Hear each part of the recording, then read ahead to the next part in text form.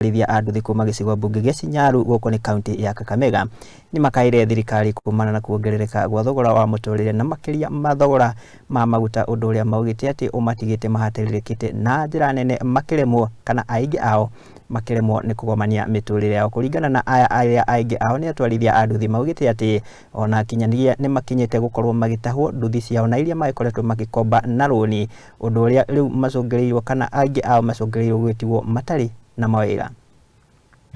Mimi nataka niambie serikali ambayo tulichagua, niko na uhakika ya kwamba Mheshimiwa William Ruto uko na mzigo mzito sana ya kulipa madeni ambayo viongozi wengine walikuwa nakopa. Lakini sasa maneno ya mafuta Mheshimiwa imefanya maisha imepanda kabisa. Nataka niseme namna hii, sisi kama waendeshaji wa bodaboda, maisha ya watu wa chini imerudi chini, imepanda juu kabisa. Kama ni nyanya tulikuwa tunanunua 3.10, saa hii ni 1.10. Kama ni cabbage tulikuwa tunanunua shilingi 20, saa hii ni 50. Kwa sababu ya gharama ya transport. Na hii yote inaletwa na sababu ya mafuta.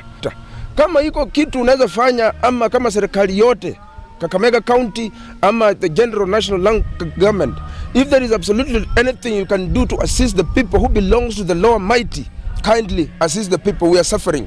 Kwa majina ni Wilson Moli, mkazi wa Shinyalu constituency, sub-county, Shinyalu, Kakamega district. Mimi ni mwendeshaji wa bodaboda. Cost of ya mafuta imenifanya hata bibi amenitoroka kwa nyumba kwa sababu mafuta iko juu, sina hata venye ndasalisha bibi pamoja na mtoto. Na pikipiki ilikuwa ya loan. Hiyo pikipiki imebidi sasa wachukue, mimi nirudi nyumbani na bibi ametoroka kwa nyumba. Sasa ameniachia watoto na ni kwa sababu ya mafuta tu peke yake ambayo imefanya maisha kila Mkenya haina uhai tena. Cost of living imeleta wananchi wamepata shida sana.